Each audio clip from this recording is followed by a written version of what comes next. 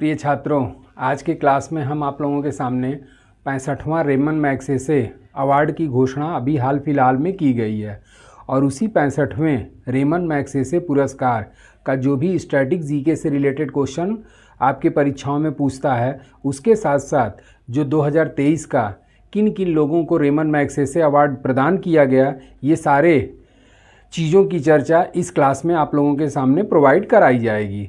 तो सबसे पहले हम लोग आते हैं रेमन मैग्सेसे अवार्ड। और ये जो रेमन मैग्सेसे अवार्ड है, इसकी शुरुआत कैसे की गई? तो आपके फिलीपींस के राष्ट्रपति हुआ करते थे रेमन मैग्सेसे, और ये फिलीपींस के 7वें क्रम के राष्ट्रपति थे रेमन मैग्सेसे, और इन्हीं के स्मृति में आपके रेमन मैग्सेसे अवार्ड की शुरुआत की गई। और जो इसकी शुरुआत की गई उसका ईयर आपका है 1958। तो सबसे पहले आप लोग हेडिंग बना लीजिए रेमन मैग्सेसे अवार्ड।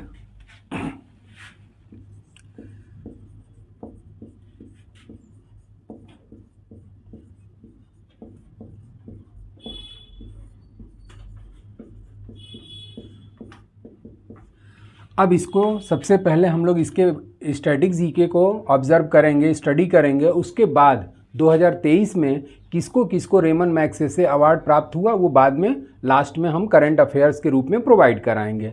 तो अब ये रेमन मैग्सेसे अवार्ड की शुरुआत किस वर्ष की गई थी? तो इसकी जो शुरुआत की गई थी वो 1958 में की गई थी। 1958 में इसकी शुरुआत की गई। अब अभी हमने बताया कि इस रेमन मैग्सेसे अवार्ड की शुरुआत किसके स्मृति में कराई गई? तो फिलीपींस के राष्ट्रपति थे रेमन मैग्सेसे, और ये रेमन मैग्सेसे फिलीपींस के किस क्रम के राष्ट्रपति बने थे? तो ये 7वें क्रम के राष्ट्रपति बने थे, और इन्हीं के स्मृति में रेमन मैग्सेसे अवार्ड की शुरुआत 1958 में की गई।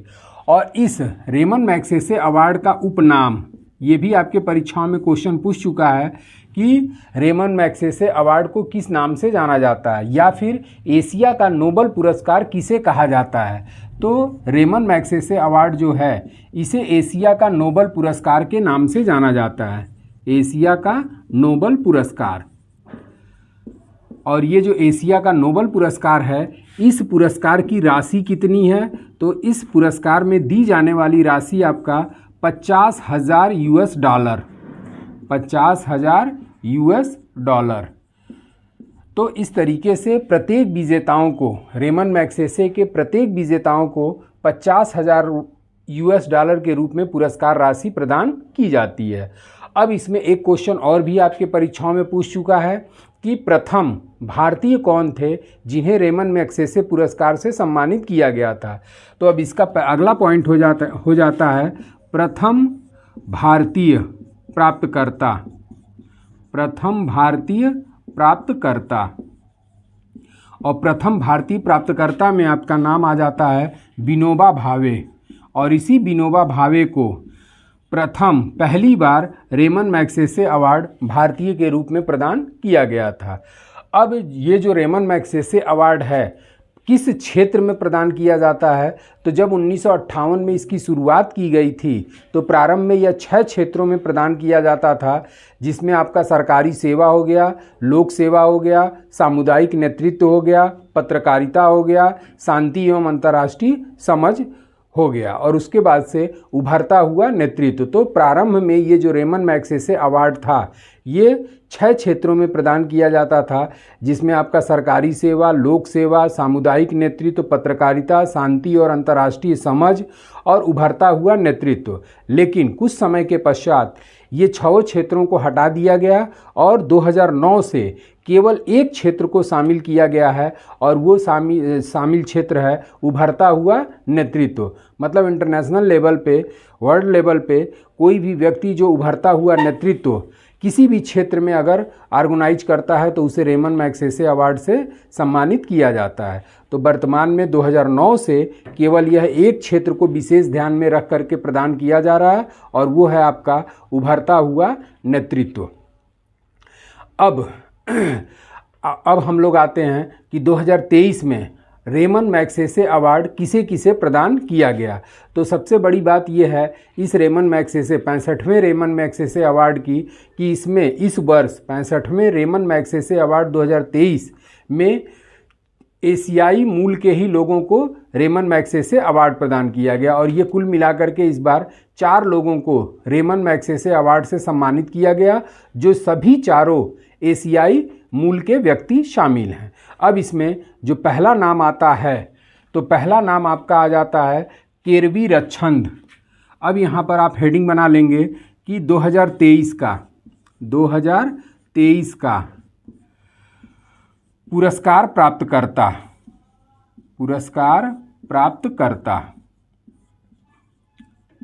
और ये जो 2023 के पुरस्कार प्राप्तकर्ता रेमन मैग्सेसे पुरस्कार प्राप्तकर्ता हैं, इसकी घोषणा अभी हाल फिलहाल में 1 सितंबर 2023 को न्यूयॉर्क में की गई।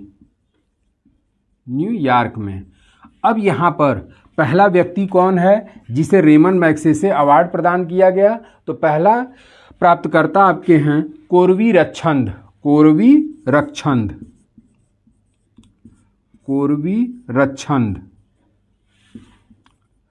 और ये जो कोरवी रच्छंद हैं ये कहाँ के निवासी हैं? तो कोरवी रच्छंद जो हैं ये बांग्लादेशी हैं,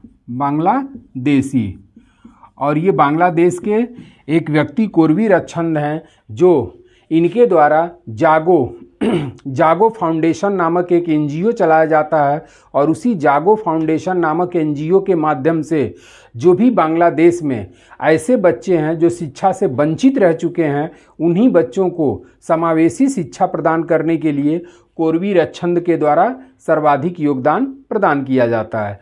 तो ये कोरवी रच्छंद जो हैं, इस पे अगला क्वेश्चन भी बन सकता है कि अभी हाल फिलहाल में कोरवी रच्छंद जो हैं इन्हें रेमन मैग्सेसे अवार्ड 2023 से सम्मानित किया गया, ये कौन सा एनजीओ चलाते हैं? तो इनके द्वारा जो चलाया जाने वाला एनजीओ है वो है आपका जागो फाउंडेशन।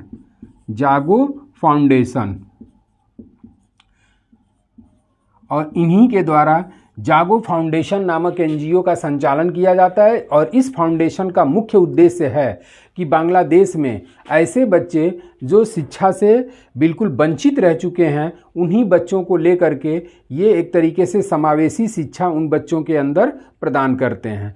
तो पहला नाम आपका हो गया कोरवी रच्छंद और इसके द्वारा चलाया जाने वाला अभियान जो है वो जागो फाउंडेशन नामक अभियान चलाया जाता है और ये कहाँ के मूल रूप से निवासी हैं? तो ये बांग्लादेश के हैं। अब दूसरा जो है वो है यूजेनियो लेमेस। दूसरे जो व्यक्ति हैं वो हैं यूजेनियो लेमेस।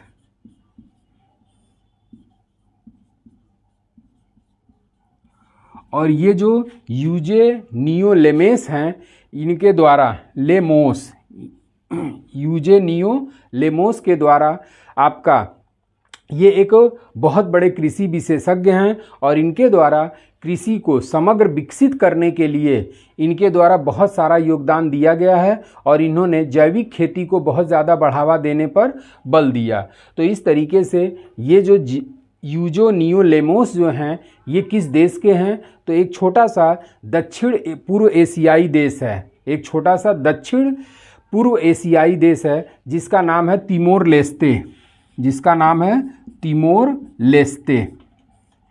और इसी तिमोर लेस्ते दक्षिण पूर्व एशियाई देश तिमोर लेस्ते के कृषि वैज्ञानिक या कृषि विशेषज्ञ कह सकते हैं और इसी कृषि विशेषज्ञ यूजेनियो लेमोस को रेमन मैग्सेसे अवार्ड 2023 प्रदान किया गया।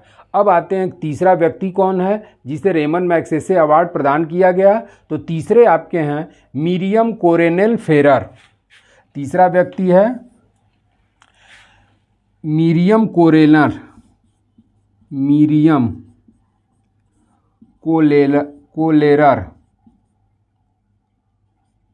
फेरर। तो तीसरे आपके व्यक्ति हो गए मिरियम केलोरल फेरर और ये कहाँ के हैं? तो ये आपके हैं फिलीपींस के। ये कहाँ के हैं? फिलीपींस के। और इनके द्वारा जो योगदान दिया गया ये फिलीपींस के एक आपके समाज सेवी कार्यकर्ता हैं और ये समाज सेवी कार्यकर्ता जो है महिलाओं में जो शांति और सुरक्षा के निर्माण करने की इन्होंने तरीकों का इजाद किया है। तो ये मिरियम कोलेरन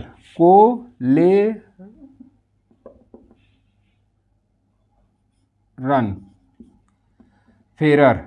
तो मिरियम कोलेरन जो हैं ये फिलीपींस के एक सामाजिक कार्यकर्ता के रूप में काम करते हैं और महिलाओं के उत्थान के लिए ये विशेष तौर पे कोई न कोई अपना सामुदायिक नेतृत्व में कार्य करते रहते हैं। तो तीसरे व्यक्ति आपके एशिया देश है आपका फिलीपींस और ये फेरर को प्रदान किया गया। अब चौथा जो मोस्ट इम्पॉर्टेंट आता है, तो चौथा जो मोस्ट इम्पॉर्टेंट आपका आता है जो इंडिया के हैं, और ये चौथे पे आप लोग विशेष ध्यान दीजिएगा। चौथा और आपका कोरवीरक्षण, ये दोनों आपके परीक्षा की दृष्टि से काफ़ी ज़्यादा इम्पॉर्टेंट बन जाता है, क्योंकि बांग्लादेश भी एक तरीके से भारत का पड़ोसी देश है और इस पे भी क्वेश्चन आने की संभावना बन जाती है। तो चौथे जो व्यक्ति हैं जिन्हें रेमन मैग्सेसे अवार्ड 2023 प्रदान किया गया वो हैं doctor Ravi Kannan R. Doctor Ravi Kannan R, Ravi Kannan are.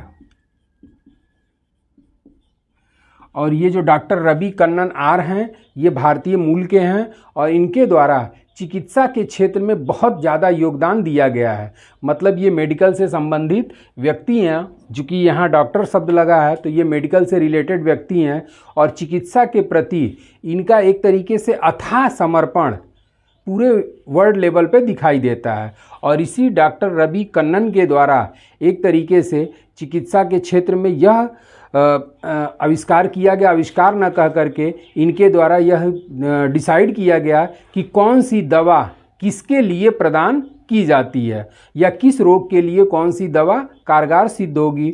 तो इस भारतीय व्यक्ति doctor Ravi Kannan, doctor Ravi Kannan R, doctor Ravi Kannan R को चिकित्सा के क्षेत्र में इनका काफ़ी ज़्यादा योगदान रहा है, जो भारत के निवासी हैं और इनको 2023 का रेमन मैग्सेसे अवार्ड प्रदान किया गया। तो इस तरीके से आपका रेमन मैग्सेसे अवार्ड पे जो भी स्टैटिक जीके के क्वेश्चन बनते हैं उसके साथ साथ स्टैटिक जीके के साथ साथ इन 4 लोगों को रेमन मैग्सेसे अवार्ड प्रदान किया गया, जिसमें मोस्ट इम्पॉर्टेंट के रूप में आप कोरवीरक्षण को देख लीजिएगा और उसके बाद से डॉक्टर रवि कन्नन आर को देख लीजिएगा। तो आज के लिए बस इतना ही।